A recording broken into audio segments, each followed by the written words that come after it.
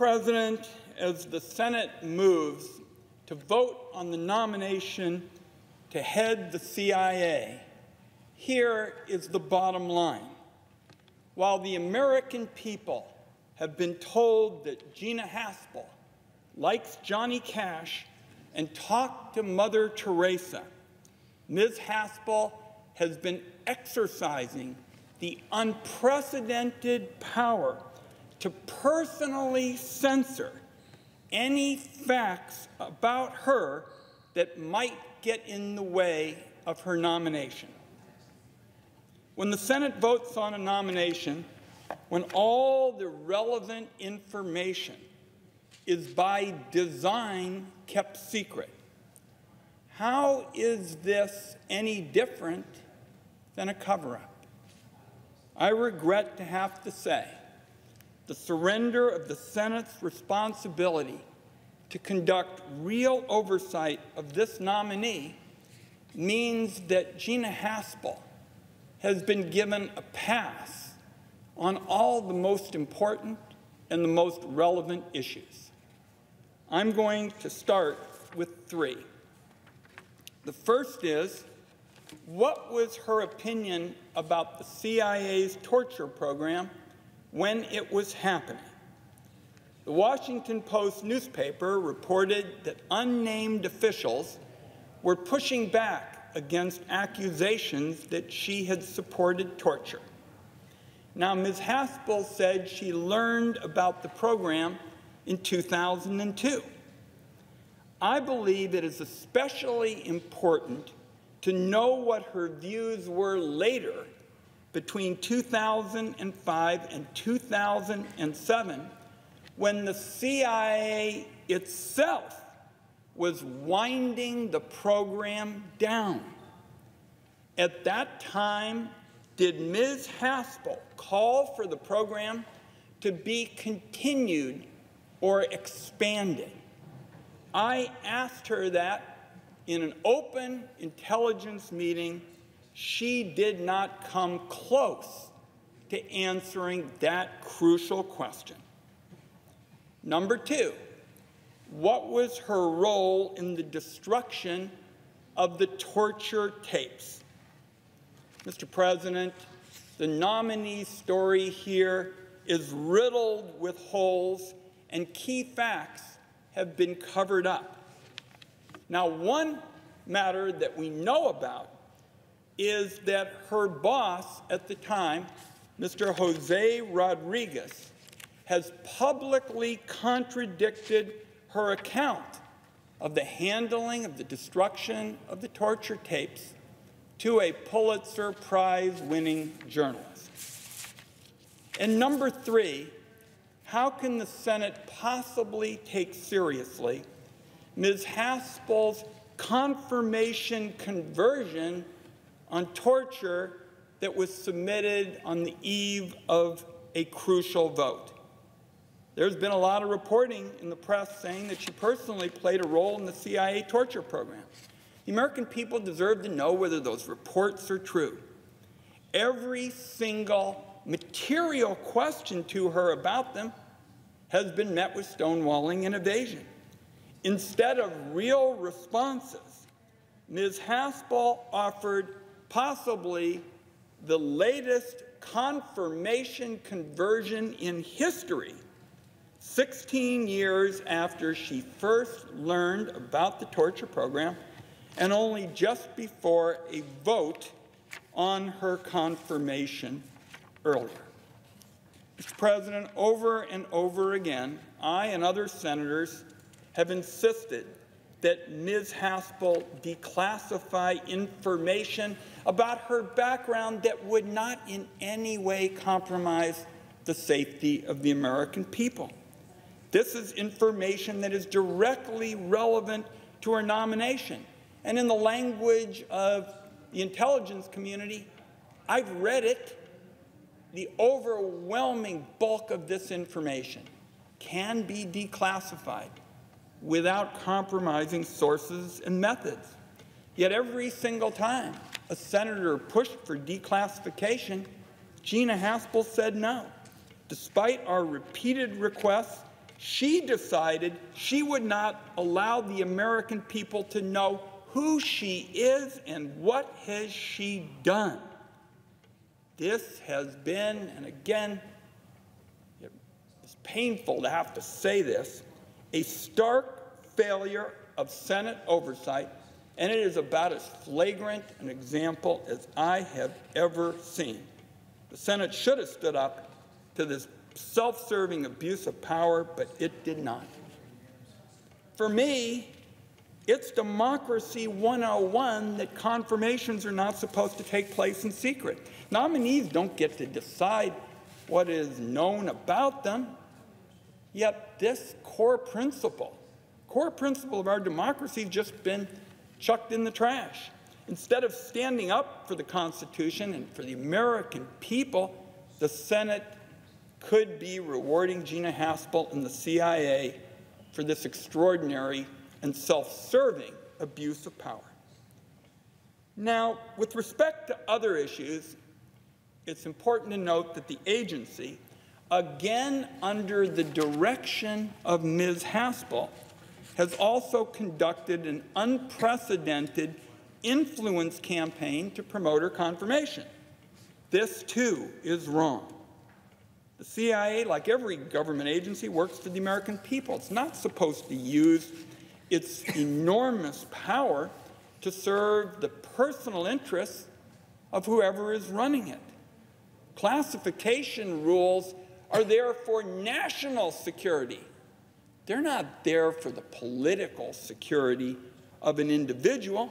They're there to protect the dedicated women and men who undertake dangerous missions undercover.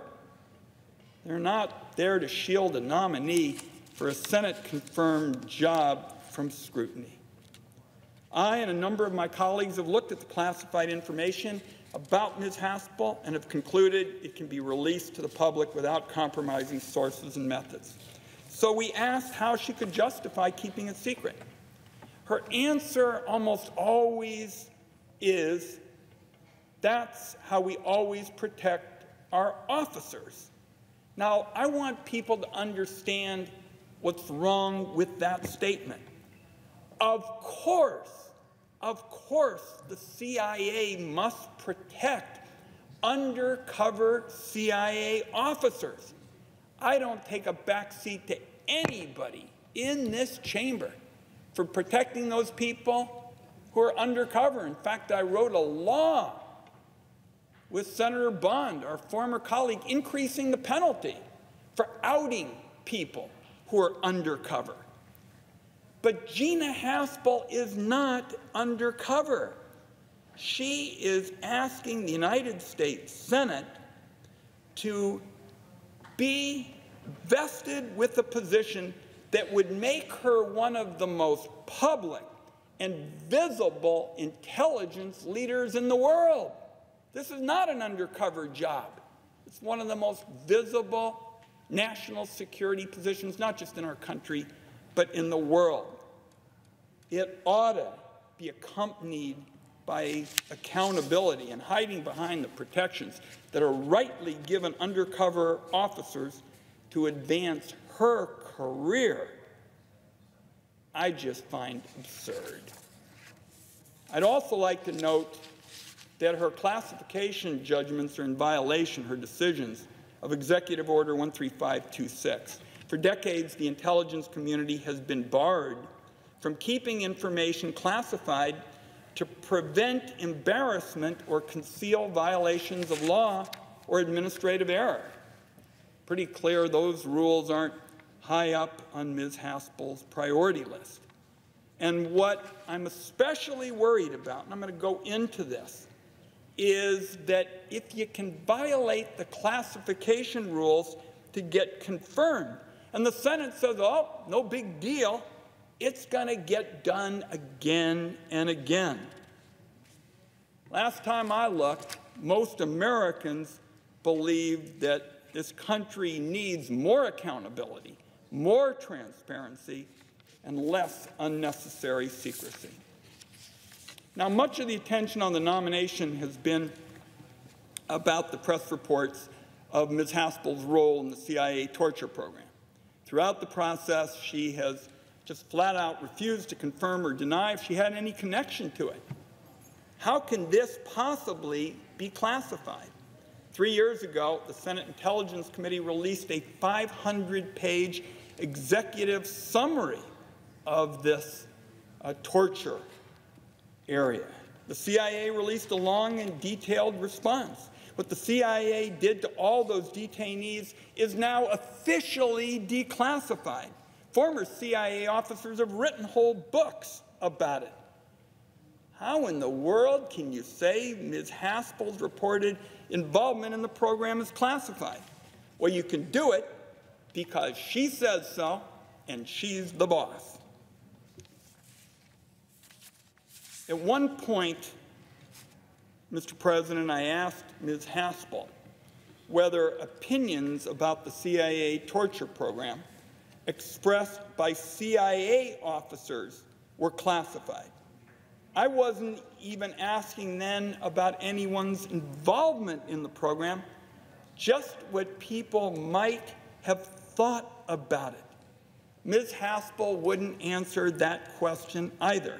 She said that even the matter of whether those opinions are classified is itself classified. Downright Orwellian, in my view. In a democracy, there have to be some basic rules about what is and what isn't classified. We're seeing a replacement of those rules with essentially the whims of leaders who aren't accountable. Secret law, the classification of legal interpretations rather than sources and methods, is a serious problem, including at Ms. Haspel's CIA. Information that doesn't need to be classified to protect national security is being covered up for political purposes. Now, speaking of Orwell, the classification rules themselves are going to be classified. I have been concerned about this tendency for years, and I want to emphasize, I have made it clear to political leaders of both political parties. And I continue to believe that if the CIA and Ms. Haspel can get away with all this, the worst is yet to come. As I've been saying since she was nominated, I have a host of concerns about all of these issues. I hope that senators will exercise independent judgment here, and there is a classified Intelligence Committee minority memo about Ms. Haspel, and I hope every senator will go read it and ask themselves publicly, if the American people actually knew about all this, how would I vote? What I can say is her classified comments about her background have been as troubling as her public testimony. And what I can say is when I did get unclassified responses to my questions, they certainly were not assuring. Public discussions about the CIA have generally been about overseas operations affecting foreigners. It's been decades since the public really focused on the danger that the CIA could violate the privacy of Americans. But the danger is there, and hard questions ought to be asked. One example is Section 702 of the Foreign Intelligence Surveillance Act, recently reauthorized by the Congress. The CIA has the authority under that law to identify foreign targets and then to search through the communications of those targets for particular Americans.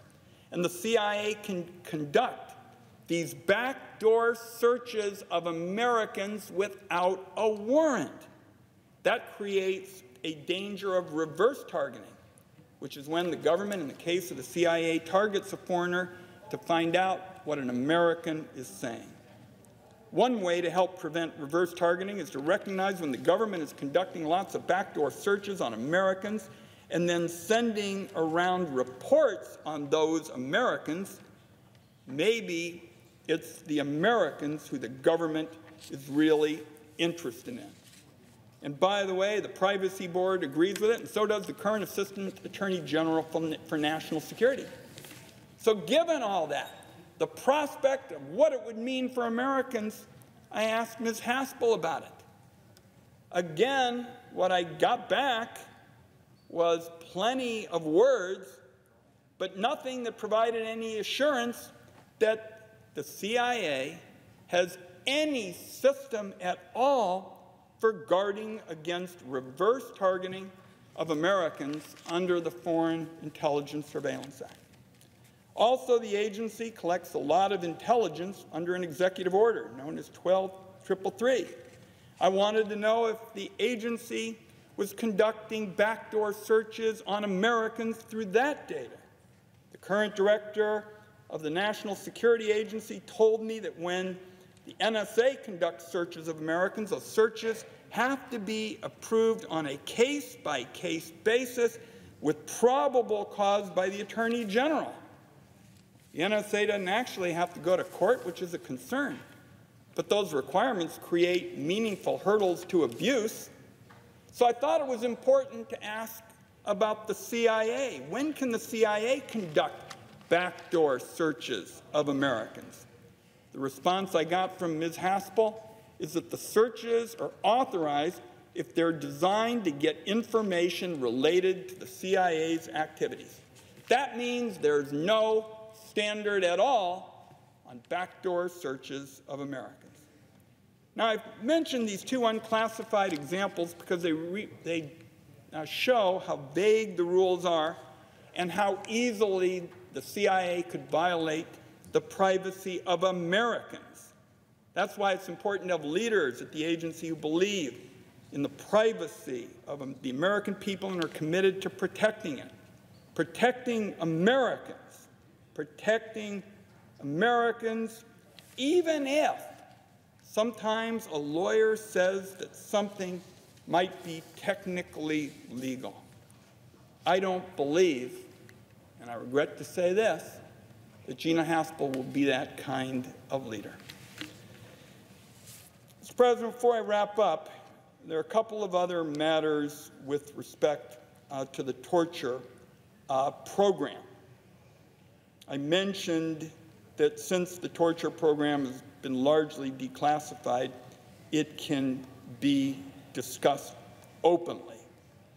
Now, Senator McCain, who we admire so much, said last week that Ms. Haspel's refusal to acknowledge torture's immorality is disqualifying. I'll just say, Mr. President, I'm going to talk a bit more about Senator McCain before I wrap up. I've always been a John McCain guy on a lot of issues. Came to the Senate and joined the Commerce Committee that he chaired, and I'll talk a little about that. But he sure sums it up right on torture. He says it's wrong, it harms America because of the statement it makes about American values around the world, and then he points out it's not effective. But since the programs have been largely declassified, it can be discussed openly. The CIA captured innocent people. It tortured dozens of detainees. Didn't just waterboard people, placed detainees in ice water, kept them awake for a week, stuffed detainees into small boxes. The list goes on. And they were always worse than they were described to Congress or the Department of Justice. Through it all, it seemed that the CIA and government rarely held anybody accountable. The CIA also provided numerous false claims to the Department of Justice, to Congress, everybody else about torture. Now, I've never been a big believer in confirmation conversions. My general take is nominees will say about anything to get confirmed. But Ms. Haspel's statement with respect to torture has got to be the most delayed and the most grudging confirmation conversion in history. She said she learned about the torture program in 2002. It took 16 years before she was willing to say anything critical about it. I mentioned asking her about her views when the program was winding down. And that's not something that was a debatable proposition. It's in public source materials. The CIA is winding down the program. They're capturing fewer people, no longer using the water board. So what were her views on the program? And I asked specifically, because it was in public sources, was she, when the agency was winding down the program, was she for continuing it or even expanding it? Continuing or expanding, and the agency is winding down. I asked her twice in the hearing and in a written question, and her quote was, I'll just say it, she was committed. Go figure out what that means. To me, that's about as clear an evasion of a very important issue as I can find. So, apropos of the president, usually nominees offer their confirmation conversions before the eve of the key vote. I've mentioned that this was awfully grudging. The agency shouldn't have undertaken a torture program, she now says, because it did damage our officers and our standing in the world. That's true. But at no time has she ever expressed regret or anything that reflects that this was just plain wrong. She offered up the classic Washington almost non-apology. She's not sorry for what the agency did. She's just not happy with how it was perceived. Worse are still some of the justifications for the torture program she's still providing. For example, she's still arguing that the program produced valuable intelligence. She says it's unknowable whether the torture techniques produced valuable intelligence. It is knowable. The intelligence that the CIA attributed to torture came from other sources. And when the committee looked at the CIA's own records, it found that key intelligence was provided by detainees before the CIA engaged in the torture. It was these kinds of documented facts that make Ms. Haspel's statements so troubling. Now, why are her equivocations about the effectiveness of torture so important? I think we all remember the campaign in the fall of 2016 when then-candidate Trump said, and I quote, "Torture works." Seems to me that it is not in America's interest to have a CIA director who responds, well, there are a lot of aspects to the issue, and I'm not happy about how the agency was perceived in terms of what it did. Now I'm going to close, Mr. President, with a few more words about John McCain. Like a lot of senators, I'm thinking now about some of the big battles, the tough fights that we had a chance to work on together. I became Oregon's first new senator in almost 30 years. And Oregon had always been about wood products. We always will be. I said I'm going to come to the Senate, fight like crazy to get more jobs in those rural areas and try to get Oregon and our country into some new fields. It's not generally known, but in those days, John McCain had just become the chairman of the Commerce Committee. And I went to him and I said, Mr. Chairman, why don't you and Chairman Leahy, who has been a stalwart on these issues, why don't you all lead an effort to try to write the rules of the road for the internet? Because by and large there weren't any. And he kind of smiled at me, that quintessential John McCain smile, and he basically said, why don't you go out and figure out how to do it? And we'll have a hell of a good time making the case. And what we did under John McCain's leadership was, in fact, write the rules of the road. 10,000 taxing jurisdictions in America. As a result of those early days, you can't discriminate against electronic commerce, which would have clobbered the internet with thousands of discriminatory, decisions. There was digital signatures. We wrote the regulatory rules that are often cited as why we have the social media, often cited as creating $1 trillion worth of wealth in the private economy. And to a great extent, John McCain brought his typical passion to those new areas that he'd be the first to say he didn't know everything about, but he said, hey, look, we ought to do something that's in America's interest. We didn't care about Democrats and we didn't care about Republicans.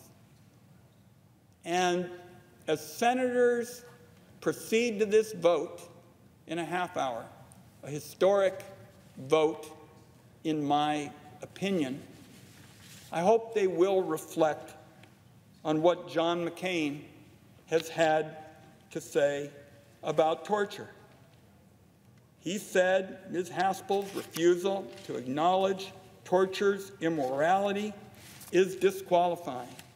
John McCain urged the Senate to reject her nomination.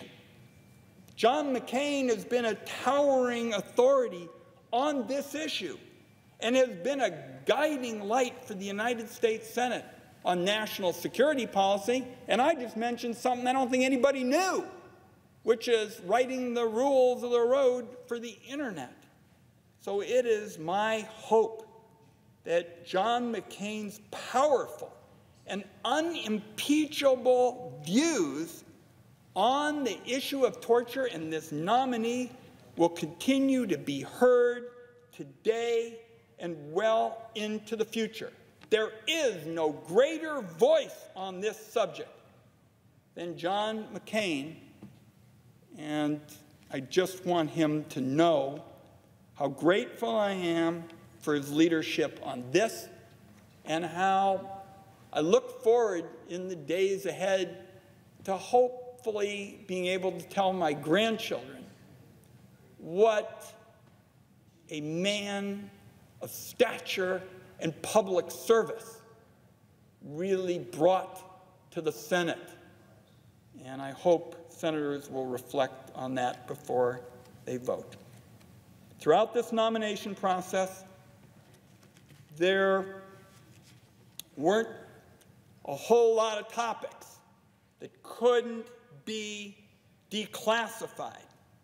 And I'm just going to close with the story about Ms. Haspel and the destruction of the videotapes.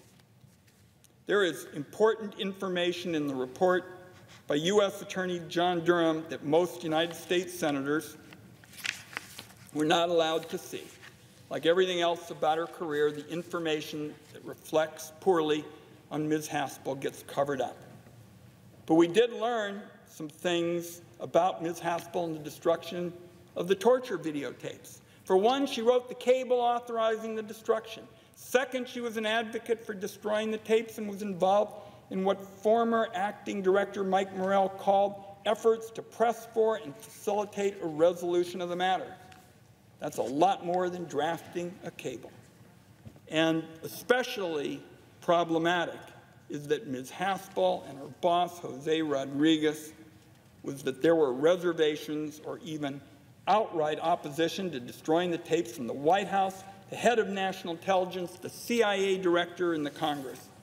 So Mr. Rodriguez decided to go it alone, sending the cable Ms. Haspel had drafted without telling the lawyers, the CIA director, or anyone else. And here's where Ms. Haspel's story about the destruction of the tapes really runs into trouble. Jose Rodriguez, her boss, gave an interview in which he said he told Ms. Haspel in advance that he was planning on sending the cable without seeking an authorization. So I asked her about that story. She denied it. I don't know who's telling the truth, but here we are voting on the nominee without this direct contradiction in any way being resolved. Then there's the question of what happened after the cable was sent. After the cable was sent, but before the tapes were actually destroyed. Ms. Haspel has said she was at her desk and could see her computer screen, so it was shortly after the cable was sent that she became aware of it. She said it was at that point she walked over to discuss it with Mr. Rodriguez.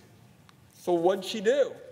She knew that the destruction of evidence had been ordered over everyone's objections. Did she intervene to stop the destruction before it happened? Did she tell the lawyers in time for them to intervene? Did she tell the White House? Did she tell the head of national intelligence? Or did she just let it happen? These are central questions because they tell us what kind of leader Ms. Haspel is. In order to get confirmed, she's made all kinds of promises about standing up for what's right and rejecting inappropriate orders. But what did she do when she knew an order had been sent to destroy evidence over the objections of lawyers and everybody else? There is no record of her doing anything to stop it. So I offer this small window into her background because I think we all ought to be asking how might she react when confronted with an illegal, immoral, or inappropriate direction. Now, I mentioned what the president said earlier in the campaign, that he'd bring back a hell of a lot worse than waterboarding. He's praised Ms. Haspel. She's tough on terror. You don't have to be Picasso to connect the dots about what the dangers are here, other than a few belated promises that were made to get confirmed. What evidence is there actually to suggest that Ms. Haspel would really push back? So, I close simply with this. I have an enormous amount of respect for the good work being done by those at the CIA. The nature of the secret, risk-taking work that they do is an extraordinary service to the American people. My concern is when something goes off the rails, it's going to be because of a variety of scenarios that don't have a lot to do with their good work. For example, it could be because there's a CIA director who sees every lawyer's approval as a green light and every lawyer's warning as an annoyance. It could be because CIA leadership decided to hide from public scrutiny information that need not be classified. So my concerns about Ms. Haspel are not a matter of history. I have concerns about what she is saying today, both about her background and about current programs. I'm concerned that after we've heard from John McCain, and each of us have reflected, as I did briefly, on our extraordinary experiences with this unique public servant, we still have to make a judgment here. And I hope that colleagues, when they vote in a little bit, will recognize that there is much more that the full Senate and the American people have a right to know. I believe if they did, they would join Senator McCain and myself in opposing this nomination. I regret to have to say, as I did in the beginning, I believe the Senate has surrendered its responsibilities to do real oversight here, that this process has been a disservice to our constitutional duties. I believe the American people deserve to know more than that Gina Haspel likes Johnny Cash while she is simultaneously exercising the power to censor the facts about her background. I urge colleagues to reject this nomination. Mr. President, I yield the floor.